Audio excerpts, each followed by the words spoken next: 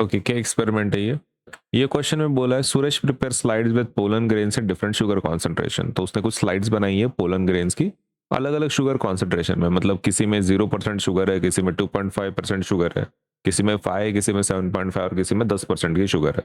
तो वो क्या बोल रहे हैं, what are the different hypothesis which can be tested using this setup. तो ये सेटअप यूज करके अलग अलग शुगर के कॉन्सेंट्रेशन हम कौन सी अलग अलग चीजों को टेस्ट कर सकते हैं। हाइपोथेसिस का मतलब होता है एक ऐसा चीज, एक ऐसा ऐसा स्टेटमेंट जो आप टेस्ट करना चाहते हो रिगार्डिंग इट। तो वो तो आपको एग्जाम्पल से पता चलेगा, मैं आपको पहले समझाता हूँ फिर इसका आंसर लिखेंगे। देखो, पहला जो पार्ट है what hypothesis can be tested. तो हाइपोथेसिस मतलब क्या होता है, जनरली एक ऐसी चीज जो आपको लगती है कि ट्रू है, ठीक है, तो दैट इज दी हाइपोथेसिस। तो हाइपोथेसिस का अगर ट्रू मीनिंग अगर हम लोग देखें तो उसका मतलब क्या होता है, स्मार्ट गेस। हाइपोथेसिस का मतलब क्या होता है, स्मार्ट गेस। तो ऐसा कोई स्मार्ट गेस है क्या जो आप टेस्ट करना चाहते हो, कोई ऐसी चीज जो आपको पोलन ग्रेन के बारे में लगती है शुगर कॉन्सेंट्रेशन के हिसाब से। तो पहला आप क्या सोच सकते हो, स्मार्ट एक गेस क्या हो सकता है कि sugar concentration affects pollen germination. तो क्या वो पोलन जर्मिनेशन को अफेक्ट करता है ना, मतलब इसमें से ऐसा कौन सा है जिसका जर्मिनेशन बहुत फास्ट हो जाता है। क्या वो 0% वाला शुगर है, क्या 2.5% वाला शुगर है, आप वो टेस्ट कर सकते हैं, है ना। ज्यादा शुगर होने से ज्यादा जर्मिनेशन होता है क्या, जर्मिनेशन मतलब जहां पे पोलन ग्रेन फूटता है और उसमें से एक ट्यूब निकलती है।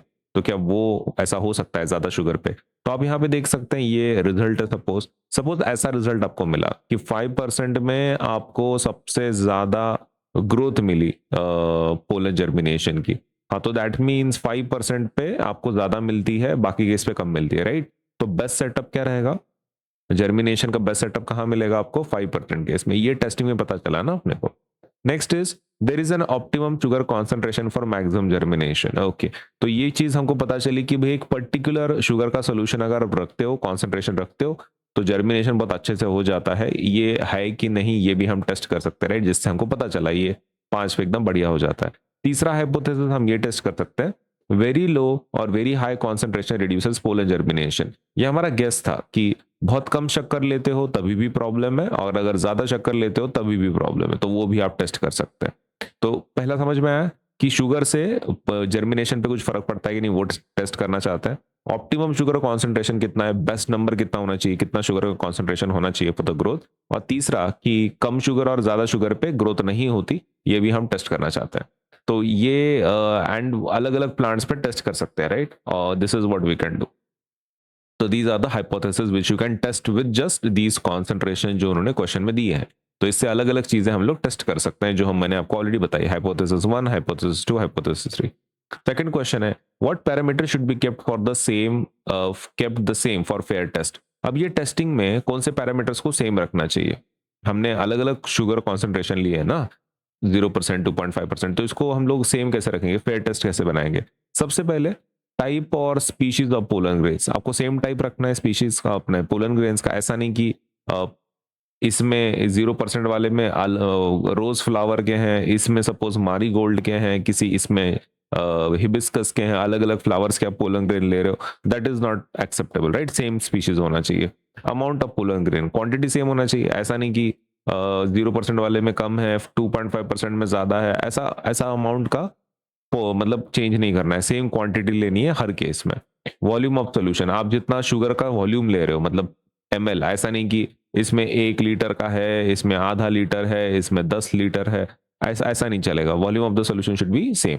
Type and size of slides, आप जो स्लाइड बना रहे हो उसका भी टाइप सेम चाहिए, साइज सेम चाहिए, ताकि ऐसा ना हो कि कंपैरिजन अलग अलग हो जाए। स्पीशीज आपका सेम होना चाहिए, that we already discuss.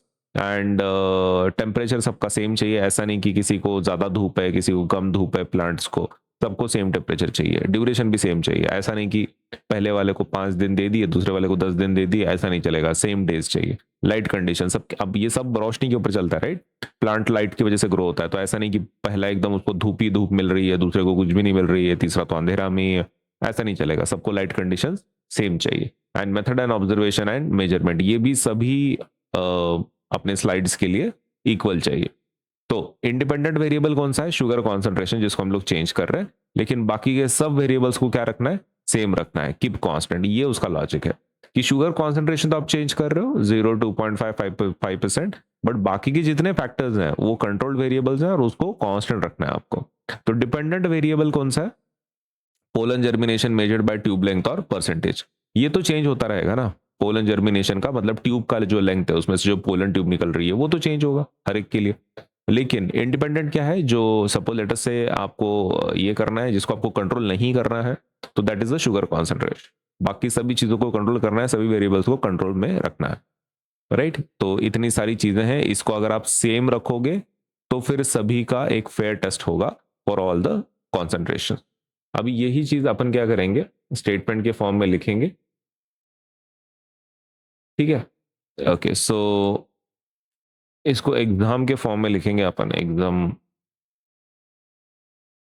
Short में। ओके, तो पहला जो क्वेश्चन है उनका वो व्हाट आर द हाइपोथेसिस वगैरह, हाँ तो उसका आंसर लिखेंगे अपन। द हाइपोथेसिस, हाइपोथेसिस मतलब क्या, एक स्मार्ट गेस है ना। हाइपोथेसिस का मतलब क्या होता है, smart guess that can be tested. Okay, तो कौन से हाइपोथेसिस आप टेस्ट कर सकते हो, बहुत सारी चीज है। उसमें का जो सबसे पहला जो है, ओके उसमें का जो सबसे पहला है वो है sugar, sugar concentration affects pollen germination, right. Sugar concentration से पोलन जर्मिनेशन अफेक्ट होता है कि नहीं वो हमको हम टेस्ट कर पाएंगे। There is an optimum sugar concentration, एक ऐसा नंबर है शुगर का जो आप यूज करते हो तो सबसे बढ़िया आपका ग्रोथ होगा पोलन जर्मिनेशन का, वो हम टेस्ट करना चाहते हैं फॉर मैक्सिमम पोलन जर्मिनेशन। और एक तीसरा चीज हम ये टेस्ट कर सकते हैं कि बहुत कम शक्कर या फिर बहुत ज्यादा शुगर कॉन्सेंट्रेशन आपकी जर्मिनेशन को अफेक्ट कर सकती है, खराब कर सकती है, तो वो भी हमको चेक करना है। वेरी लो और very high sugar concentration, sugar concentrations में reduce pollen germination, pollen germination को क्या कर सकती है, रिड्यूस कर सकती है। ओके, अब ये रही बात सेकंड पॉइंट की कि पैरामीटर्स कौन से सेम रखना है। ओके, तो this is what you can write, the type and amount of pollen, volume of solution, slide conditions, temperature, light, observation time and method of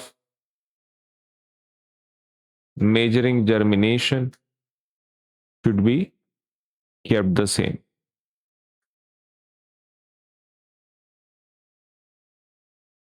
Only the sugar concentration should be changed. बराबर है। सब conditions को कैसे रखना है, आपको same रखना है, जैसे कि amount of pollen, volume of solution, type of pollen, temperature, light, time, सब कुछ सेम रखना है। सिर्फ किसको चेंज करना है आपको, शुगर कॉन्सेंट्रेशन को आप चेंज कर सकते हो, वो आपका वेरिएबल फैक्टर है, राइट। ओके, तो इसमें इंडिपेंडेंट वेरिएबल क्या हो जाता है, इंडिपेंडेंट वेरिएबल हो जाता है शुगर कॉन्सेंट्रेशन, राइट, मतलब जिसको आपको कंट्रोल नहीं करना है, जैसे अलग अलग है। डिपेंडेंट वेरिएबल कौन सा है इसमें, इसमें से क्या इफेक्ट होने वाला है, तो वो है pollen germination, correct, pollen germination अलग अलग होगा। और कंट्रोल्ड वेरिएबल्स कौन से, अदर एक्सपेरिमेंटल कंडीशंस, ये कंट्रोल्ड वेरिएबल्स है। ये लिखने की जरूरत नहीं है, आपको नहीं लिखना तो कोई दिक्कत नहीं है guys, it is not important. Parameters बोले ना तो यही पैरामीटर्स है आपके, दीज आर द पैरामीटर्स जो क्या करना है आपको कांस्टेंट रखने हैं, बाकी शुगर कॉन्सेंट्रेशन आप चेंज कर सकते हैं, ठीक है। These parameters are suppose to be kept same.